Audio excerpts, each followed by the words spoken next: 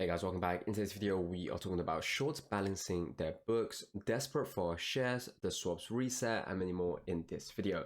First, we're taking a look at this. That's market makers balancing their books end of day to stay neutral. After short selling into retail to provide liquidity, you'll know when there's a short liquidation when the ARS gets hit with a market buy or a dark pool print comes in and you have a spike.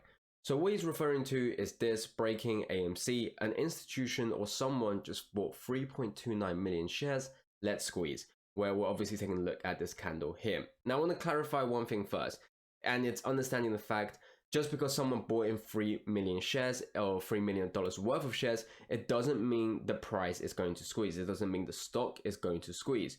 What we need is obviously a collection of multiple institutions or individual buying this amount of shares, and we obviously need it at an even higher volume. But when we do see that there are people who are accumulating these heavy amounts of shares, it's still a good thing depending on the circumstance, because we can understand whether this is accumulation or what we're talking about here of staying neutral. Accumulation is good because more and more people are buying in. That will obviously increase the price, which would again incentivize more and more people to buy in, and then that will of course lead to the squeeze. But if we're talking about balancing their books, then obviously that's a different situation. That's essentially negating what they've done throughout the day of manipulating and suppressing the price.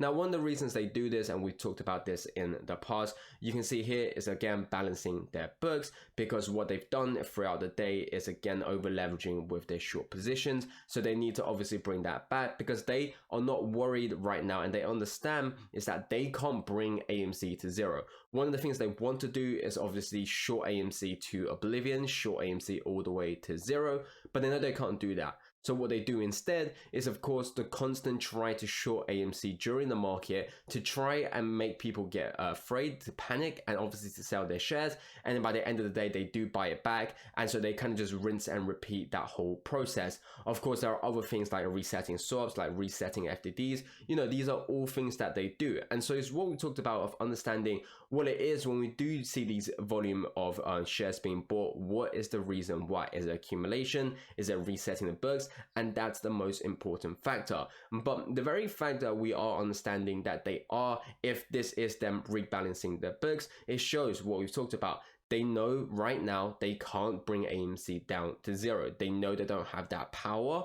And that's I think in my books, a win, because what we have is the fact that we have the ability to fight against these shorts. We can't let them take control anymore. Yes, they've brought the price down, but it's good knowing that they can't bring the price down further. The next thing we're looking at is this. Let's summarize.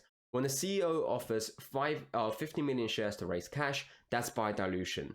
But when short sellers naked short AMC, share floats over 9 to several years, that's not bad, not the focus. And this is obviously talking about the recent share dilution. We've already covered many videos on this. I don't want to keep on emphasizing on this, but it's just understanding, what it is of, what the whole situation is. Short sellers have created 9 to 10 or even more share floats over several years. Now, the 9 to 10 here is given the very minimum amount. We've seen from data where this can range all the way from 10 all the way up into the 100. We've shown how they've shorted 42 times the float. We've shown how they shorted 100 times the float. But again, because these data are fluctuating and have such a big range, we don't know for sure. But what we do know is that multiple floats have been sold over the years.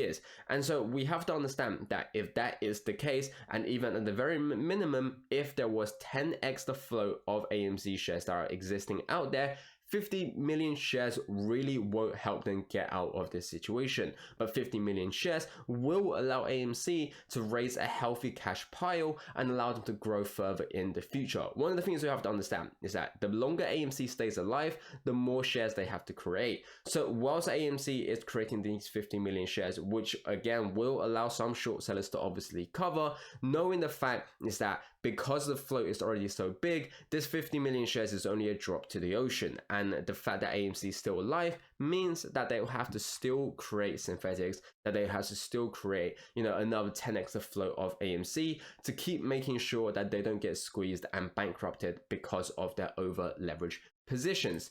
Now, you can see how they're desperate for our shares. And so what we can see is this article, AMC stock is tumbling. how Roaring Kitty tried and failed to reignite the meme frenzy. So again, they're referring to AMC and GME as meme stocks, but we know that AMC is obviously a stock that potentially at first started as a meme stock, but now we are a very healthy business, that how we're growing. And what we can know is that, how they always try and tie one person. They're trying to say first, and what we know is that Roaring Kitty obviously have deep affiliations with GME. We understand how the GME community react with Roaring Kitty, but the recent tumble in AMC. Now, what we know is that obviously it was because of the sentiment of share dilution mixed with how shorts are obviously trying to take advantage of this. But the very fact they're trying to say that this was a fail from Roaring Kitty, that this was a fail to reignite the meme frenzy, is again just showing how they're trying to portray AMC as a stock that is ridiculous, that is nonsense, and that again is their ultimate goal. One of the things we've always said is how essentially they want retail investors of AMC to obviously sell out, because that is one of the two ways for them to get out of this whole situation. If, AMC is institution owned and not retail owned, then it doesn't matter if 10 times the float, if 40 times the float, 50 times the float is being shorted, because it will be within institutions and they will obviously trying to find a way to solve that. But when it's under the retails, they know that we won't easily, allow them to get out of this situation, not unless they're paying $5,000 per share for AMC shares, 10,000, again, depending on the price. And that's why they try and get you to sell. And you can see Peter Hunt saying this: it looks like the AMC offering may have decoupled the basket for the time being, or the swap resets done, and this is just pre-earnings loading up.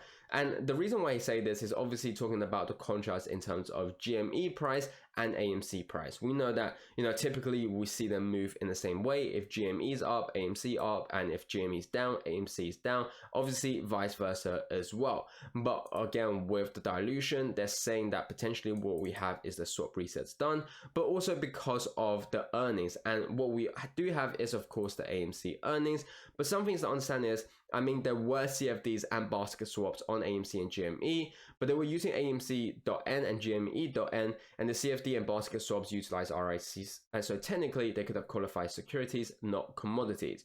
And this is just further understanding of what they were doing.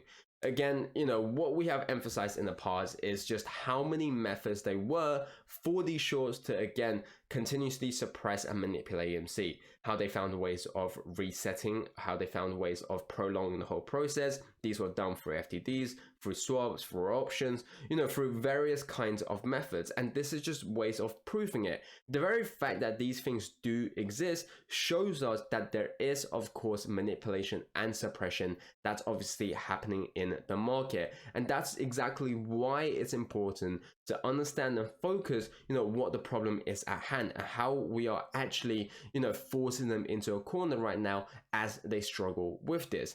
And it's again just going back to what we've talked about here. When we know that there are so many swaps existing, is 50 million shares really going to be affecting that, or does that bring more benefit to AMC? As always, this is not me trying to force an opinion onto you.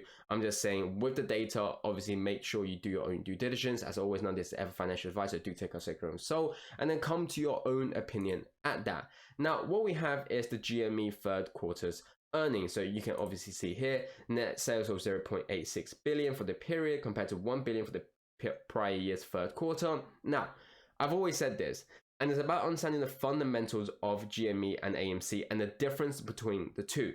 What you have to understand is that AMC's fundamentals when it comes to earnings is extremely good.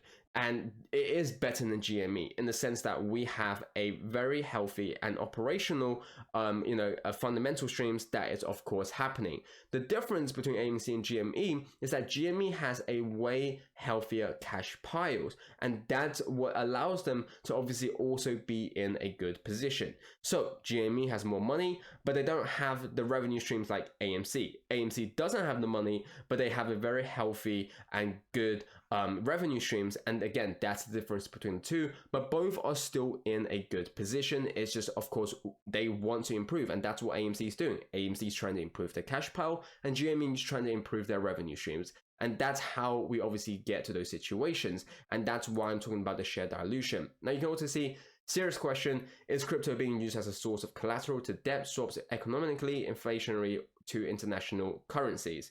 And this is something that we've discussed in the past, and we've talked about how crypto is obviously used to suppress AMC. Now, we have seen how they've said that crypto can no longer be used as a way of collateral. But with the recent rise in crypto, we've also seen the increase in the liquidity that's flowing into the market, especially to suppression of AMC and GME.